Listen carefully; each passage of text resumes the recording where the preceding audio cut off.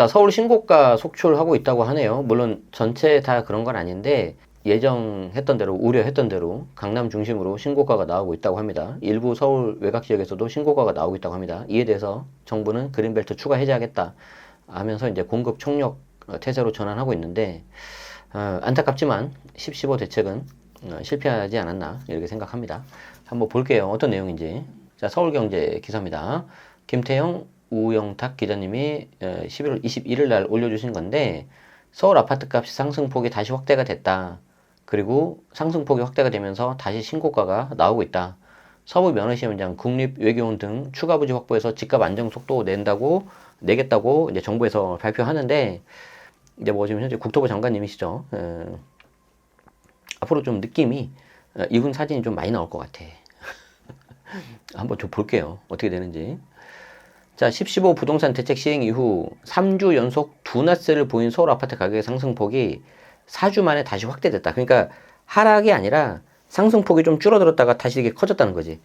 특히 강남 3구와 한강벨트, 마용성이죠. 마포, 용상, 성동구를 중심으로 재상승 국면이 시작되고 있다. 이에 정부는 추가 그린벨트 해제는 물론 이전 정부 때 발표했던 주택 공급 후보지까지 다시 들여다보면서 공급 총력전에 나서고 있다. 이르면 연내 발표할 추가 공급 대책. 아유, 정말? 그러니까 97 공급 대책 나오고 지금 3개월 정도 안 됐는데, 빠르면 올 연말 가기 전에 추가 공급 대책이 나올 수도 있다고 합니다. 그렇게 해야지 좀 집값 안정 효과를 높일 수가 있으니까. 그런데 이게 좀 잘 될까 좀 우려가 됩니다.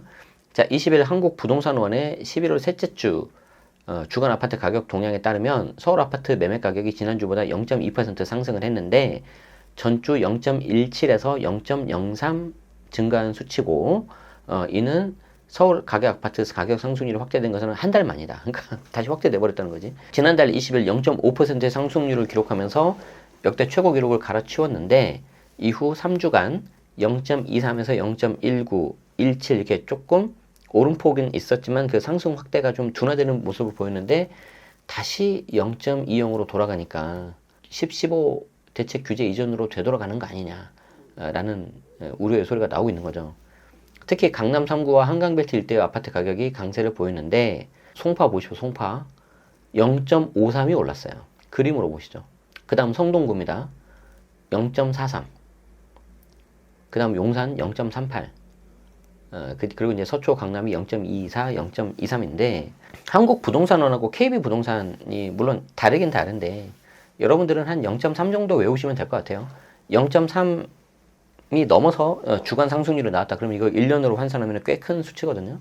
그래서 0.3이 넘으면은 좀 주의 깊게 봐야 된다. 심각하다 이렇게 봐야 되는데, 0.5를 찍었어요. 송파가.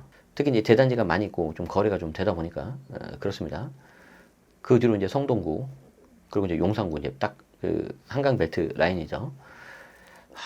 특히 개인적으로는 아주 지극히 개인적인 건데, 이 잠실을 중심으로 한 이 송파구의 상승률, 특히 이제 잠실 같은 경우에 상승률이 우리가 생각한 것보다 훨씬 더 높게 나올 수도 있을 것 같다. 제가 이제 여기 살고 있어서 그런 것도 있는데, 일단 좋은 게 뭐냐면 평지잖아요, 그렇죠? 그게 생각보다 굉장히 큰 메리트가 있고요. 그리고 인근에 이제 마이스 개발, 그리고 GBC 일자리가 들어서고, 그리고 특히 이제 잠실역 근처에도 일자리가 많이 있죠. 물론 이제 쿠팡이 구의역 쪽으로 가긴 가지만, 그리고 이제 그 옆에 뭐가 있습니까? 올림픽공원이라는 아주 대체 불가한 공원이 있죠. 그리고 그 인근에는 뭐 국내가 아니라 거의 글로벌 탑 수준인 서울 아산병원이 있습니다. 그리고 이제 이제 우리나라가 이제 점점 고령화 사회가 되잖아요. 그래서 이게 고령화 사회가 되는 분들일수록 뭐에 대한 중요성이 커지냐면 건강에 대한 중요성이 커져요. 그래서 생각했던 것보다 잠실의 상승폭은 더 클 수가 있다. 그래서 이 근처에 빨리 뭐라도 잡아야 된다. 이런 생각을 좀 했던 주말이었어요. 지난 주말이. 올림픽공원 그때 제가 좀 산책 가가지고 이제 와이프하고 좀 오랜만에 좀 한가한 시간을 보내면서 그때 임영웅 콘서트를 했었어요. 저는 이제 콘서트를 간 게 아니고 거기 이제 그 오신 분들의 그 보면서 이 잠실 쪽으로는 훨씬 더 앞으로 유동인구가 훨씬 더 많아질 건데, 롯데타워, 롯데몰도 있고 여기는 뭐 계속 가겠구나 이런 생각이 들었습니다. 자, 성동구 성수동에 있는 동아그린 아파트 전용 58 같은 경우에 기존 최고가 12억 5천에서 한 달 만에 13억 3천으로 무려 8천만 원이 올랐네요. 서울숲 팽당 푸르지오도 많이 가시는 곳 중에 하나죠. 전용 5구가 15억 8천에 거래가 됐대요. 14억 7,500이었었는데 1억 이상 올랐네요. 지금 이게 전용 84가 아니라 전용 58, 전용 5구입니다. 20평대짜리입니다. 무섭습니다. 무서워. 외곽은 어떻게 되냐? 노원 같은 경우에는 전주보다 0.05%포인트 증가한 0.06의 상승세를 나타냈다. 그러니까 거의 0.01 보합이었는데 0.06으로 상승세가 나왔고, 도봉구는 미미하지만 0.03에서 0.05, 강북구도 0.01에서 0.02. 그러니까 지금 0이 아니라 플러스인데 그게 이제 조금 약간 더 늘어나는 그런 모습이죠.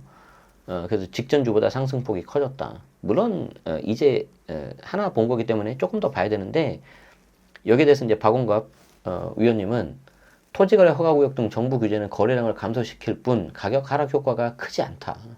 시중 통화량 증가에 따른 자사 가격 상승이 선호지역 아파트의 가격도 끌어올리고 있다. 굉장히 완화해서 말씀하셨지만 뼈 있는 말씀을 하셨네요. 그렇죠? 자, 이렇게 10.15 대책의 약발이 4주 만에 떨어지는 모습이 나타나자 생각보다 너무 빨리 떨어지는데, 그쵸? 정부도 추가 공급 대책 마련에 속도를 내고 있다. 그래서 국토부 장관은 국토부 한국토지주택공사 합동주택공급 TF 현판식에 참석해서 이전 정부 발표지와 그린벨트 해제 여부 등을 종합적으로 판단하고 있다. 과거 추진하다가 실패한 지역도 검토 중인데, 이제 많은 사람들이 알아버렸어요.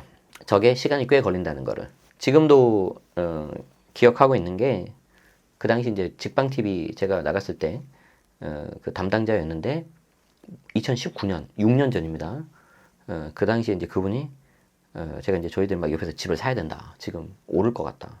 그래서 이제 그분이 뭐라 그랬냐면, 저는 3기 신도시 기다리겠다 했는데, 차라리 다른 걸 기다리는 게 나을 거다.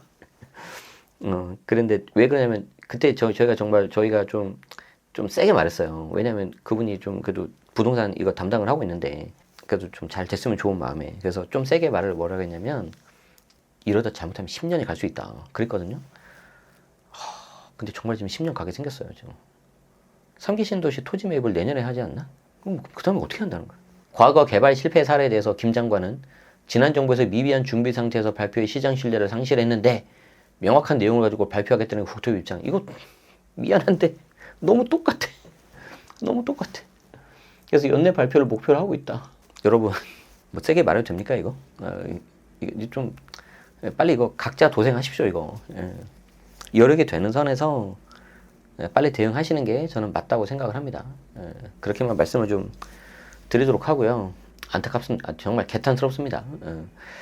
사실 10.15 대책은 저는 좀 조심스러웠어요. 왜 그러냐면, 우리가 이제 투기과열지구 조정대상 지역을 묶는 거는 어느 정도 예상은 했어. 그런데 서울 전 지역과 경기도 12개를 한꺼번에 묶을 줄은 몰랐거든요. 그런데 거기에 우리가 가보지 않았던 토지거래 허가구를 묶었기 때문에 여기에 대해서는 제가 좀 가보지 않은 길이라서 좀 신중해야 된다. 좀 조심히 접근하는 게 좋겠다고 했는데, 지금 한 달밖에 안 된 상황에서 좀 이런 내용들이 나오는 게 굉장히 좀 개탄스럽습니다. 물론 이렇게 되고 나서 또 다시 꺾일 수는 있는데 쉽지 않을 것 같아요. 왜 그러냐면 선행지표라고 할 수 있는 대출 접수 건수를 제가 이제 아는 지인분 통해 가지고 풀팽님 통해 가지고 들어보니까 뭐 어마어마하게 늘었다고 하더라고요. 물론 한 가지 변수가 뭐냐면 지방 문의 건수가 늘었다. 그 말씀을 하셨는데, 아까 저 같은 이제 다주택자들은 지방을 가고 싶어도 못 가요. 말했죠. 12% 내고 마지막에 양도세 중과로 털려버리면 남는 거 없어요. 안 가요, 저는. 그런데 이제 물론 무주택자, 실거주자이신 분들은 좋은 기회가 될 수도 있습니다. 이제 물론 그건 이제 여러분들이 잘 판단하시고, 어쨌든 그런 것들을 고려해 본다면은 지금 이 4주 만에 다시 이렇게 살짝 올라가는 그 꺾임세가, 오름세가 다시 좀 줄어드는 게 쉽지는 않을 것 같다. 이게 철저하게 실거주 장이기 때문에 한번 상승 폭이 붙는 게 좀 늦게 가긴 하지만 한번 붙어보면 좀 세게 가네요. 지금 보니까 무섭습니다. 저도 개인적으로 좀 겁이 나요. 너무 오르니까. 그런데 저 같아도 비슷한 행동을 할 것 같습니다. 그리고 이제 저도 이제 나름의 계획을 세우고 있고, 제가 이제 주택임대 사업자인데 계속해서 저도 이제 정리를 좀 하고 있는 그런 상황이거든요. 안타깝습니다. 이 부분에 있어서 매수하실 때 굉장히 좀 조심하셔야 됩니다. 그래서 취득, 보유, 양도 단계에 걸쳐서 이제 조심해야 되는 부분들이 있는데, 이거는 제가 저희 그 본문 더보기와 고정 댓글에 제가 이제 오프라인 강의, 특히 문화센터 강의가 많이 있으니까 오시면 거기서 제가 좀 확실하게 알려드리도록 하겠습니다. 당장 내일 하는 잠실 홈플러스는 거의 다 이제 마감이 된 것 같아요.